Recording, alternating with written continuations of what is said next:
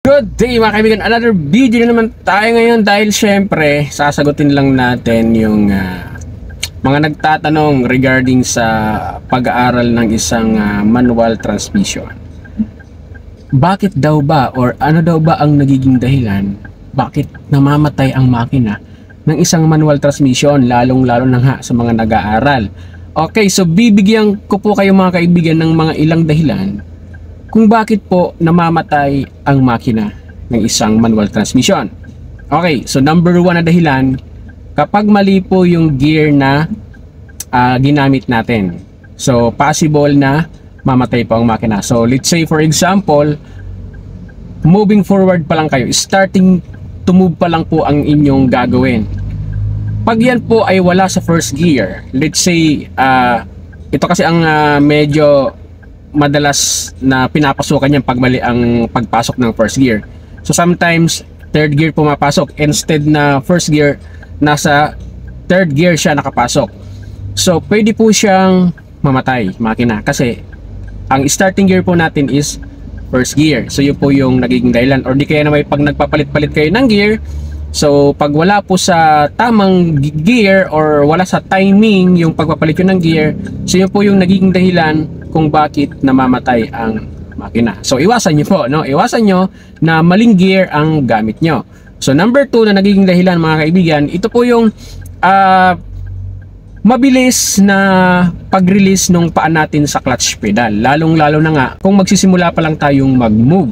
So yun po, no? So as much as possible, unti-unti po ang pag-release ng paa nyo sa clutch. Gradual lang, lalong-lalo na kapag nasa first gear. Yan, so starting to move pa lang po kayo, gradual release the clutch pedal. Pag medyo mabilis po yung pagbitaw nyo ng clutch, so possible po na namamatay po ang makina nyan.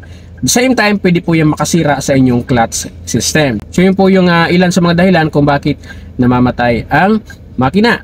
Alright, so number 3 mga kaibigan, kapag ka po kayo ay titigil na hindi po kayo nagpe-press ng clutch pedal. So yun po ang naging dahilan din, isa sa mga naging dahilan kung bakit namamatay ang makina. Kaya every time na magpo-full stop or may intention na tumigil, so kailangan po ipe-press nyo din po ang inyong clutch pedal bago po kayo makahinto. So ito mga kaibigan, no, bibigyan ko kayo ng tip kasi madalas ito yung nami-misinterpret ng mga nag-aaral pa lamang sa isang manual transmission. So mayroon po tayo kasi dalawang situation dyan sa ng ating speed bago tayo tumigil. Kung slow down po ang intention, so brake lang po muna ang inyong gagamitin. Gently press the brake to slow down. Pag decided na po kayo or ready to stop na po kayo, saka po kayo magpe-press ng clutch. So yun po yung nagiging confusion, or dyan po nalilito yung mga nag-aaral. So tandaan nyo mga kaibigan, pag slow down, brake lang po ang gagamitin, pababagalin nyo.